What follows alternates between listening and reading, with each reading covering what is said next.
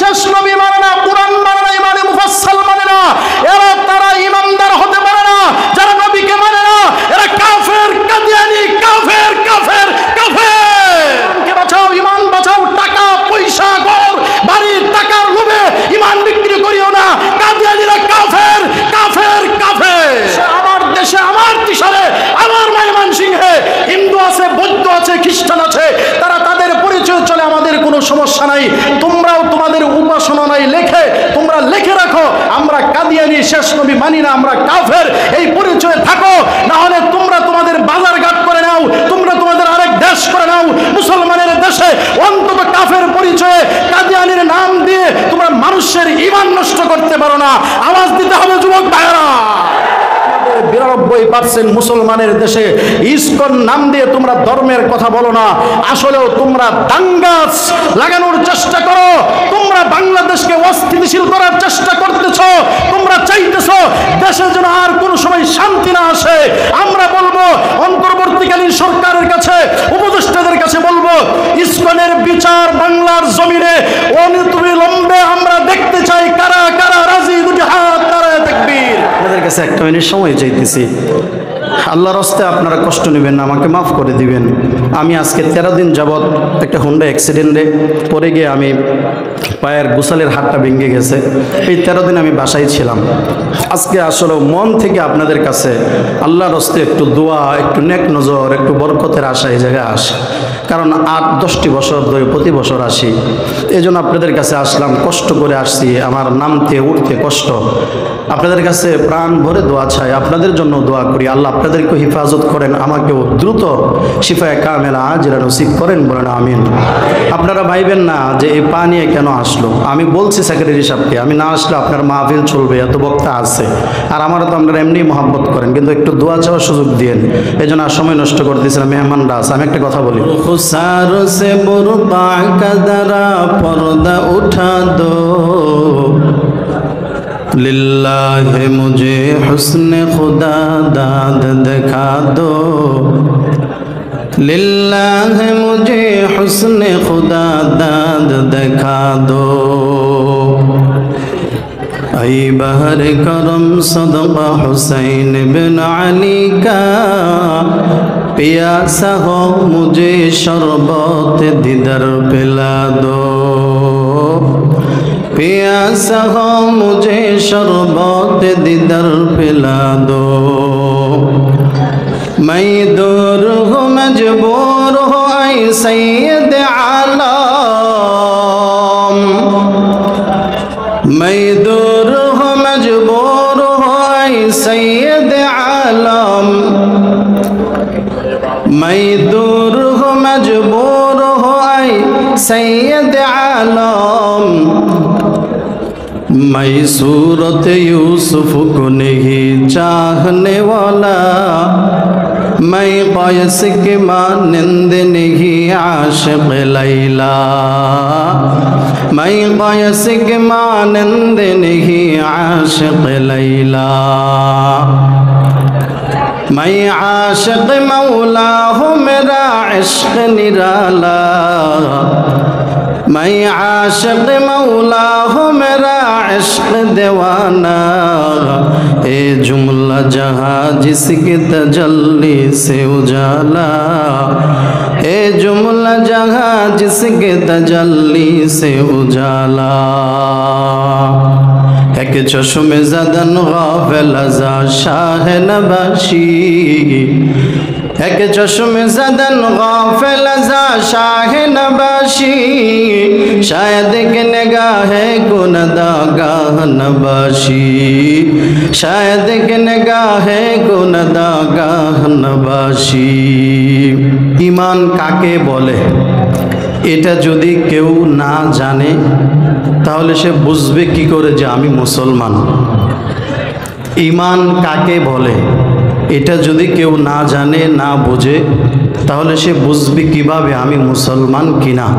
যেমন একজন মানুষ ধরে নেন সে টাকা কাকে বলে চিনে না। একটা টাকা আমরা যে টাকা দিয়ে চলি অর্থ, এই টাকা কাকে বলে এটা একজন চিনে না। সে বুঝবে কিভাবে তার কাছে টাকা আছে না নাই। এই জন্য ঈমান কাকে বলে এটা জানতে হবে, এরপরে বুঝতে পারবো যে আমি মুসলমান কিনা, আমি ঈমানদার কিনা। এই জন্য খুব ভালো করে দু চারটি কথা একটু স্মরণ থাকা চাই। আমি যে আপনাদেরকে জিজ্ঞেস করলাম ঈমান কাকে বলে এটা বুঝতে হবে, এই প্রশ্নটি আজ থেকে ১৫০০ বছর আগে জিবরাইল আমিন নবীজিকে জিজ্ঞেস করেছিলেন, মাল ঈমান, নবী গো ঈমান কাকে বলে, ঈমান কি জিনিস? সুবহানাল্লাহ কইবেন না?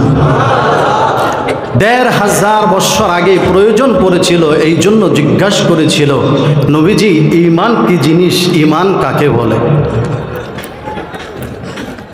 নবীজি বললেন উত্তরে, ৬টা বিষয়ের উপরে পরিপূর্ণ বিশ্বাস রাখার নাম হলো ঈমান। যদি আপনাদের মহাব্বত থাকে, ঈমান যদি সবচাইতে বড় দামি জিনিস হয়, একটু আওয়াজ দিয়ে বলেন তো কয়টা বিষয়ের উপর বিশ্বাস রাখার নাম ঈমান? পিছনের ভাইয়ারা একটু মনে হয় মন খারাপ, বলেন তো কয়টা বিষয়ের উপরে? ৬টা। এই ৬টা জিনিস কোথায় আছে? এই ৬টা বিষয় কোরআনে কারীমের মধ্যে বিক্ষিপ্তভাবে বিভিন্ন জায়গার ভিতরে উল্লেখ আছে, হাদিসের ভিতরেও বিভিন্ন জায়গায় উল্লেখ আছে। তবে হাদিসে জিব্রাইলের মধ্যে পুরা ৬টা বিষয়ের কথা একটা হাদিসের ভিতরে আছে, বলেন সুবহানাল্লাহ। কিন্তু কোরআনে আছে, হাদিসে আছে ৬টা বিষয়ের কথা, হাদিসে জিব্রাইলের মধ্যে আছে। এখন আমাদের সমাজের সবাই কোরআন পড়তে পারে না, কথা বলেন না কেন? সবাই তো হাদিস পড়তে পারি না ভাই, সবাই তো হাদিসে জিব্রাইলও জানি না। তাহলে ৬টা বিষয় আছে, এটা বুঝবো কি করে? হ্যাঁ, যারা আলেম, যারা উম্মতের উলামায়ে কেরাম, যারা নাইবে নবী, এরা না কোরআন থেকে জানতে পারবে, এরা না হাদিস থেকে বুঝতে পারবে, এরা না হাদিসে জিব্রাইল থেকে জানতে পারবে। কিন্তু এরকম অনেক মানুষ আছে যারা 3টা বিষয় থেকে বুঝতে পারবে না, এরা বুঝবে কি করে? এই জন্য উলামায়ে কেরাম একটা কালিমার মধ্যে ৬টা বিষয় উল্লেখ করে দিয়েছেন। কালিমাটার নাম হলো ঈমানে মুফাসসাল, বলেন সুবহানাল্লাহ। ভাইয়ারা আমার, যাদের ভিতরে কোরআনের ইলম নাই, কোরআন পড়তে পারে না, হাদিস পড়তে পারে না, হাদিসে জিব্রাইলও জানে না, এদের জন্য বড় সহজ উম্মতের উলামায়ে কেরাম একটা কালিমার মধ্যে ৬টা বিষয় উল্লেখ করে দিয়েছেন। ওটার নাম হলো ঈমানে মুফাসসাল। ভালো করে বুঝবেন, ঈমানে মুফাসসালের ভিতরে ৬টা বিষয় একসাথে আছে। আমরা যখন ছোট্টবেলা মক্তবে পড়তাম, লম্বা একটা কায়দায় পড়তাম বা যে কোনোভাবেই পড়তাম, ওই ৬টা বিষয় ঈমানে মুফাসসালের ভিতরে আমরা পড়েছি। কিন্তু এটা পড়ার পরে পরিপূর্ণভাবে তখন বোঝ আমার আসে নাই। এই জন্য ভাইরা আমার, এখান থেকে মাত্র একটা বিষয়ের উপরে 2-4 মিনিট কথা বলবো। ঈমানে মুফাসসালের মধ্যে 1 নাম্বার বিষয় আমানতু বিল্লাহ, আমানতু বিল্লাহি ওয়া মালাইকাতিহি ওয়া কুতুবিহি। আমি যে পয়েন্টটা নিয়ে 2-4 মিনিট কথা বলবো, ওই পয়েন্টটা হলো এই কালিমার 3 নাম্বার বিষয়। একটু যদি দিলের কানটা লাগায় নেন, মহাব্বতের নজরে ঈমান বিষয়ে 2টা কথা বলে বিদায় হয়ে যাব। 3 নাম্বার বিষয় হলো আল্লাহ তাআলা যত আসমানি কিতাব নাজিল করেছেন, আসমানি কিতাব 6 বিষয়ের একটা বিষয় হলো কিতাব সমূহের উপরে ঈমান আনা। কিতাব সমূহের উপরে যদি কেউ ঈমান না আনে, তাহলে আমার ঈমান থাকবে না। কারণ পরিপূর্ণ 6টা বিষয়ের বিশ্বাস করার নাম হলো ঈমান। ঠিক কিনা জোরে বলেন? কিতাব, কোন কিতাব? আমরা তো বাইবেলকেও মাঝে মাঝে কিতাব বলি, গীতা বলি, রামায়ণ বলি, মহাভারত, এগুলোরও আমরা কিতাব বলতে পারি অনেক সময়, বা বলেও ফেলি। না না, কিতাব বলতে আসমানি কিতাব, যেগুলোর কথা কোরআন হাদিসের ভিতরে বর্ণনা আছে, যেমন তাওরাত, জাবুর, ইনজিল, কিতাবগুলোর কথা কোরআনের ভিতরে আছে। এই জন্য তাওরাত, জাবুর, ইনজিল, আল্লাহর কোরআন, এই কিতাব সমূহের উপরে পরিপূর্ণ বিশ্বাস রাখার নাম হলো ঈমান। এবার ভালো করে বুঝবেন আপনারা, তাওরাত, জাবুর, ইনজিল এগুলোর উপরেও বিশ্বাস রাখা লাগবে। যদিও এখন সময়ে তাওরাতের আমল নাই, জাবুরের আমল নাই, ইনজিলের আমল নাই, এখন বিকৃত হয়ে গেছে, তারপরেও বিশ্বাস রাখা লাগবে। এগুলো আসমানি কিতাব। এরে মুমিন, আল্লাহর গোলাম, ভালো করে শুনিয়ে নেন। এই যে আমি বললাম ওই তিনটা কিতাব, এগুলো আসমানি কিতাব, বিশ্বাস করা লাগবে। এগুলো কিন্তু এখন নাই, বিকৃত হয়ে গেল। তবে ভালো করে বুঝবেন, বিকৃত যে হয়ে গেল এটা কি করে বুঝবো আমরা? বলে হ্যাঁ, বিকৃত হয়ে গেল, এটার প্রমাণ কোরআন হাদিসের ভিতরে আছে। কিন্তু ভাইরা আমার, ভালো করে শুনিয়ে নেন, আমাদের হাতে এখন একটা কোরআন আছে, কালামুল্লাহ। এই কোরআনটা কিয়ামত পর্যন্ত থাকবে। এই কোরআন নিয়ে হলো আমার একটু আলোচনা। এ ভাইরা আমার, এই কোরআন এমন একটা কোরআন, ওগুলো বিকৃত হয়ে গেল। কিন্তু আপনারা প্রশ্ন করতে পারেন, ১৫০০ বছর হয়ে গেল, কোরআনের ভিতরে কোনো বিকৃত হইল না। এমন প্রশ্ন যদি কেউ করতে চান, আমি বলবো আল্লাহর কোরআন এটা বিকৃত হওয়ার না। তার কারণ আছে, এই কোরআন হেফাজতের মালিককে।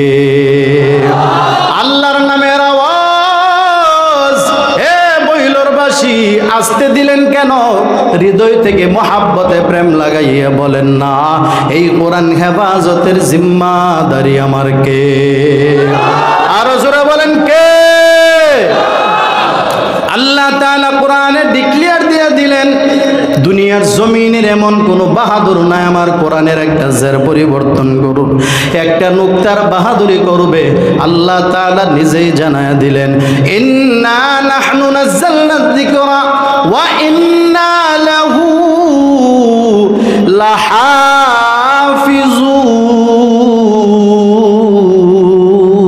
লাহাফিজুন। আল্লাহ তাআলা বলে, কোরআন আমি আল্লাহ নাজিল করেছি, আমি আল্লাহ। এই কোরআন কিয়ামত পর্যন্ত হেফাজতের জিম্মাদারি আমি আল্লাহর। আমি আল্লাহ তাআলা আমার পেয়ারা বান্দা যারা কোরআনকে মহাব্বত করবে, ঈমান ভিতরে আছে, কোরআনের প্রেম আছে, এমন বান্দার দ্বারা আমি আল্লাহ আমার কোরআনটারে কিয়ামত পর্যন্ত হেফাজত করব। চিল্লায় বলেন না আল্লাহু আকবার। এবার পেয়ারা আমার ফাইনাল কথাই চলে যাই। বাইবেলের উপর ঈমান রাখা যাবে না, গীতা, রামায়ণ, মহাভারত এগুলোর উপরে ঈমান রাখা যাবে না। আমার আগে আমাদের মুরব্বী শায়েখ বয়ান করে গেছেন। ভাইয়েরা আমার, হিন্দুদের কত কিতাব আছে, খ্রিস্টানদের কিতাব আছে, কিন্তু ভাইয়েরা আমার এগুলোর উপরে ঈমান রাখা যাবে না। তাহলে কিসের উপরে ঈমান রাখবো? আসমানি কিতাবগুলোর উপরে ঈমান রাখবো।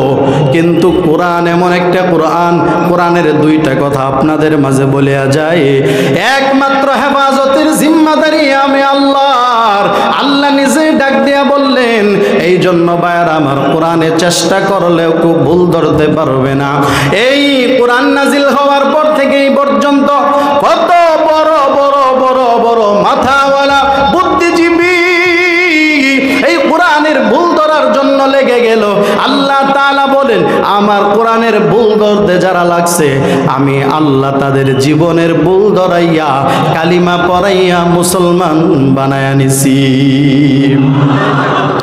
এর ভিতরে ছোট্ট করে একটা যুক্তি দেই, এই কোরআন হেফাজত করবে আমি আল্লাহ। আল্লাহ ডাক দিয়া বলেন, কিন্তু ভাইরা আমার, কোরআন যদি কেউ বিকৃত করতে চাই কেন পারবে না? ছোট্ট একটা উদাহরণ দিয়ে যায়। এক আল্লাহর বান্দার নাম হলো doctor Morris Bucaille. Morris Bucaille এমন শিক্ষিত, তিনি চিন্তা করলেন না না, মুসলমানের কোরআনে যদি একটা ভুল ধরতে পারি তাহলে মুসলমানের 12টা বাজায় দিব। ডক্টর মরিস বুকাইলি ভুল ধরার জন্য পাগল হয়ে গেল। আল্লাহর কোরআনের ভুল ধরতে গেলে আল্লাহর কোরআনের পাগল হইতে হবে। আল্লাহর কোরআনের পাগল না হইলে ভুল ধরার কাছেও যাইতে পারবে না, ভুল তো ধরতে পারবে না। শুধুমাত্র আপনাদেরকে জানায়া যায়, ডক্টর মরিস বুকাইলি আল্লাহর কোরআনের ভুল ধরার জন্য এবার আরবি ভাষার পাণ্ডিত্য অর্জন করে ফেললো। আরবি ভাষার পাণ্ডিত্য অর্জন করার পর এবার আল্লাহর বান্দা কোরআনের ভুল ধরার জন্য লাইগা গেল। আল্লাহর কোরআনের ভুল যখন ধরবে এমন সময় ভাইয়ার আমার ভালো করে শুনিয়ে নেন, আল্লাহর বান্দা আল্লাহর কোরআনের ভুল তখনও পর্যন্ত ধরতে পারে নাই। এবার আল্লাহর বান্দা চিন্তা করে, এই কোরআন বর্তমানে সাফার কোরআন, কিন্তু না না, এই কোরআন যে হাতে লেখা উসমান রাদিয়াল্লাহু তাআলা আনহু, যিনি হাতে আল্লাহর কালাম লেখছে, ওই উসমান রাদিয়াল্লাহু তাআলা আনহুর হাতের লেখা কোরআনটাকে দরকার আমি একটু দেখব। বর্তমানের কোরআন আর ওই উসমান সাহাবীর হাতের লেখা কোরআন এক কিনা, এটা বোঝার জন্য আল্লাহর বান্দা ডক্টর মরিস বুকাইলি ভুল ধরার জন্য চলে গেল এমন একটা লাইব্রেরিতে, যেখানে যায় পাওয়া গেল উসমান সাহাবীর হাতের লেখা কোরআন। আল্লাহর বান্দা এবার কোরআনের ভুল ধরতে পারে নাই, এবার ওই হাতের লেখা কোরআনের ভুল ধরার জন্য পাগল হয়ে গেল।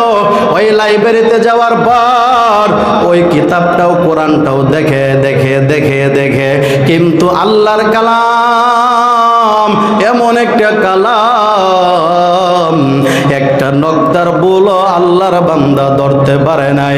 আল্লাহর বান্দা ভুল না ধরতে পারিয়া আল্লাহর বান্দা জীবনের ভুল ধরা পড়ে গেল। ডক্টর মরিস বুকাইলি আল্লাহর কোরআনের ভুল ধরতে যাবে, কিন্তু এত চেষ্টার পরেও বিফল হয়ে গেল। আল্লাহর বান্দা নিজেই কালিমা পড়ে আল্লাহর বান্দা মুসলমান হয়ে গেল। আরেকটু জোরে কন্যা সুবহানাল্লাহ। আল্লাহর কোরআনের ভুল কেউ ধরতে পারবে না ভাইয়ারা আমার। শেষ কথা বলে বিদায় নেই, আমি আপনাদের মাঝে এই জন্য বলতেছিলাম, কোন সময় আসমানি কিতাবের উপরে যদি যারা পরিমাণ সন্দেহ থাকে ঈমান থাকবে না। আল্লাহর কোরআন আসমানি কোরআন, অন্য কিতাব যেগুলো বললাম এগুলো আল্লাহর কিতাব। এবার ভাইয়ারা আমার শুনে, আল্লাহর কোরআনের ভুল না ধরতে পারলেও অনেক মানুষ বর্তমানে আছে আল্লাহর কোরআনের সব বিধান মানে না। এই বিধান মানে না, ভালো লাগে না, ওই বিধান মানে না, ভালো লাগে না, ওই বিধান মানে না, ভালো লাগে না। এমন মানুষের বর্তমানে বিশ্বে অভাব নাই, আমার বাংলাদেশেও অভাব নাই, আমি প্রমাণ দিয়ে যাচ্ছি। এ ভাইয়েরা আমার, ছোট্ট একটা প্রমাণ দিয়ে শেষ করে দেব। আল্লাহ তাআলার কোরআন সূরা আহজাব 40 নম্বর আয়াত, আল্লাহ তাআলা বলেন, মা কানা মুহাম্মাদুন আবা আহাদিম মির রিজালিকুম ওয়ালাকিন রাসূলুল্লাহি ওয়া খাতামান নবিয়্যিন। সংক্ষিপ্ত কথা হলো, আল্লাহ তাআলা সূরা আহজাবের 40 নম্বর আয়াতে জানায় দিলেন, আমি আল্লাহ, আমি কোরআনের আয়াতে জানায় দিলাম, আমার বন্ধু আমার হাবিব নবী মুহাম্মদুর রাসূলুল্লাহ, আমি আল্লাহ তাআলা আমার বন্ধুকে শেষ নবী বানাইছি। আমার বন্ধুর পরে আর কোনো নবী নাই। আর আস্তে কোন ঠিক নেই, নবীর পরে আর নবী নাই। আওয়াজ দিয়ে বলতে হবে, সবাই জবান খুলিয়া বলেন, এটা আমার কথা না আল্লাহর কথা? আরো জোরে বলেন, আমার কথা না কোরআনের কথা? এবার আসল জায়গায় আসেন। সূরা আহজাবের 40 নম্বর আয়াতে আল্লাহ বললেন, নবীর পরে নবী নাই, নবী শেষ নবী, নবী আমার শেষ নবী, নবী আমার শ্রেষ্ঠ নবী, নবী আমার মহানবী। এবার আমি ছোট্ট করে বলতে চাই, যারা কোরআন মানে না, অর্থাৎ যারা সূরা আহজাবের 40 নম্বর আয়াত মানে না, তার মানে তারা কোরআন মানে না। যারা কোরআন মানে না, তারা ইমানে মুফাসসালের 3 নম্বর মানে না, কিতাবের উপরে বিশ্বাস তাদের নাই। কথা কই না কেন? যারা কিতাব ইমানে মুফাসসাল, আমানতু বিল্লাহি ওয়া মালাইকাতিহি ওয়া কুতুবিহি, যারা আল্লাহর আসমানি কিতাবগুলোর উপর বিশ্বাস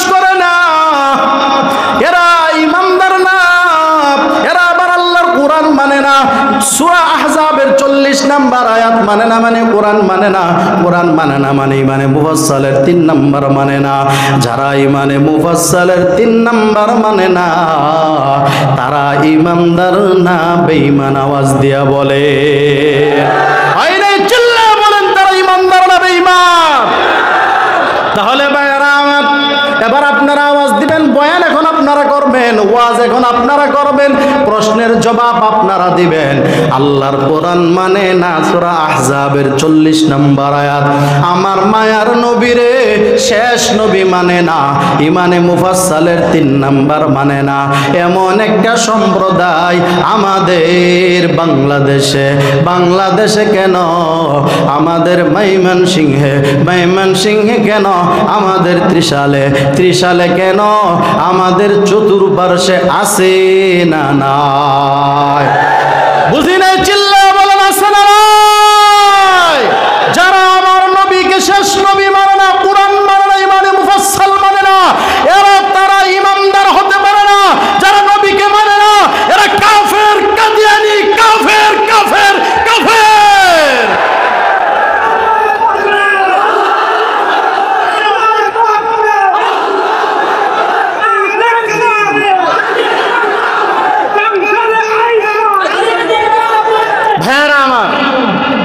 এটা আমার বাংলাদেশ 99%, 92% মুসলমানের দেশ। আমাদের আকাবিরদের গুম হারাম হয়ে গেছে। যারা হাঁটতে পারে না এই পর্যন্ত মুরব্বীরা এক প্রান্ত থেকে আরেক প্রান্ত পর্যন্ত শুধু সমাবেশ করে তোমাদের ইমানকে বাঁচাও, ইমান বাঁচাও। টাকা পয়সা ঘর বাড়ি টাকার লোভে ইমান বিক্রি করিও না। কাদিয়ানীরা কাফের কাফের কাফের। আমাদের মুরব্বীদের একটাই টার্গেট, মুসলমানের ইমান হেফাজতের দায়িত্ব উলামায়ে কেরামের। আজকে যারা কাদিয়ানীকে কাফের বলে না, আমাদের শায়েখ ফতোয়া দিয়ে গেছেন তারাও কাফের। যারা আপোষ করতে চায় তারাও কাফের। হ্যাঁ, বাংলাদেশে, আমার দেশে, আমার ত্রিশালে, আমার ময়মনসিংহে হিন্দু আছে, বৌদ্ধ আছে, খ্রিস্টান আছে, তারা তাদের পরিচয় চলে, আমাদের কোনো সমস্যা নাই। তোমরাও তোমাদের উপাসনা নাই তোমরা লিখে রাখো, আমরা কাদিয়ানী শেষ নবী মানি না, আমরা কাফের, এই পরিচয়ে থাকো। না হলে তোমরা তোমাদের বাজার ঘাট করে নাও, তোমরা তোমাদের আরেক দেশ করে নাও। মুসলমানের দেশে অন্তত কাফের পরিচয়ে কাদিয়ানীর নাম দিয়ে তোমরা মানুষের ঈমান নষ্ট করতে পারো না। আওয়াজ দিতে হবে যুবক ভাইরা। এটা আমরা রাজি, কথা কই না কেন এরা? আমরা কি ঈমান চাই কি চাই না? আমরা জান্নাত চাই কি চাই না? আমরা নবীর সুপারিশ চাই কি চাই না? যদি নবীর সুপারিশ চাই তাহলে নবীর মহব্বতে কাদিয়ানীরা যদি তারা বলে আমরা কাফের, কোনো সুবিধা নাই। আমাদের বর্তমান অন্তর্বর্তীকালীন সরকারকে আমরা বলবো, আপনি ভালো মানুষ, পুরুষ মানুষ, আপনি দেশ বিদেশ দেখেছেন, আপনি আলেমদেরকেও মহব্বত করেন, আপনি তাদের জন্য একটা ফয়সালা করে যাবেন, ঠিক কিনা জোরে বলেন। আমাদের কোনো আপোষ নাই, ঝগড়া নাই, কোনো কিছু নাই। কিন্তু যখনই তোমরা নবীর চেয়ার নিয়ে টানাটানি করবা, মানুষদেরকে লোভ দেখাইবা, বুঝতে হবে এরা আমাদের চরম দুশ্মন, ঠিক কিনা জোরে বলেন। আমার দুশ্মন, নবীর দুশ্মন। এই জন্য ইসলামের দুশ্মনের সাথে কোনো আপোষ নাই। 1 মিনিট শেষ করে দিচ্ছি, আমার ভাই বয়ান করবেন। গতকালকে আর আগের দিন কেন ইসকন আমার দেশের একজন বুদ্ধিজীবী উকিলকে কেন জবাই করবে, এই প্রশ্নের কথাও বলে গেছেন। আমি শুধু বলবো, এই দেশে যদি তাদের আমরা কত নিরাপত্তা দেওয়ার চেষ্টা করেছি, কথা কোন না কেন, এই ছিল তার পরিণাম। এই জন্য আমরা বলবো, আমরা যা বুঝেছি, আমাদের 92% মুসলমানের দেশে ইসকন নাম দিয়ে তোমরা ধর্মের কথা বলো না, আসলেও তোমরা দাঙ্গা লাগানোর চেষ্টা করো। তোমরা বাংলাদেশকে অস্থিতিশীল করার চেষ্টা করতেছ। তোমরা চাইতেছ দেশে যেন আর কোনো সময় শান্তি না আসে। আমরা বলবো, অন্তর্বর্তীকালীন সরকারের কাছে, উপদেষ্টাদের কাছে বলবো, ইসকনের বিচার বাংলার জমিনে অনতিবিলম্বে আমরা দেখতে চাই। কারা কারা রাজি? দুটি হাত নারায়ে তাকবীর।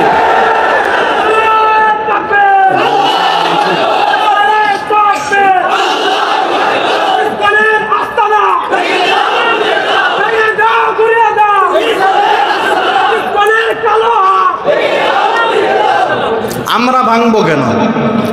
কথার কথা, আমাদের থাকবে আবদার, সরকারে যিনি থাকবে তিনি হিসাব করবে 92% মুসলমান কি চায়। কথা কন না কেন? যে কোনো বিষয়ে আমরা একমত। আমাদের আবদার আগে আমরা কোনো সময় মিছিল, মিটিং, বাজার ঘাট এগুলোতে যখন আমরা নামি, রুমাল বেঁধে, কোমরে গামছা বেঁধে, মাঝে মাঝে পাগড়ি বেঁধেও নামি। কেন? কেনর জবাব হলো, তোমরা আলু 150 টাকা কেজি আর পেঁয়াজ 250 টাকা কেজি করো, এই জন্য আলেমরা মাঠে নামে নাই। আলেমরা তখন নামে যখন ইসলাম, নবী, কুরআন, আল্লাহর কানায় কাবা ঘর নিয়ে যখন তোমরা কথা বলো, তাদের বিচার করার জন্য উলামায়ে কেরাম না খেয়ে হলেও মাঠে নামে। এটা আমাদের দায়িত্ব, নবী ওয়ালা জিম্মাদারি। ঠিক কিনা জোরে বলো? এই জন্য সাবধান, আমরা কোনো সময় সরকারের উপরে আমরা চাপ তৈরি করি না, কিন্তু মনে রাখতে হবে আপনি একটাকে সোজা করতে যে আরেকটারে ভেঙে ফেলবেন, এটা হবে না। আপনি একদিক দেখবেন আরেক দিক দেখবেন, এটা হবে না।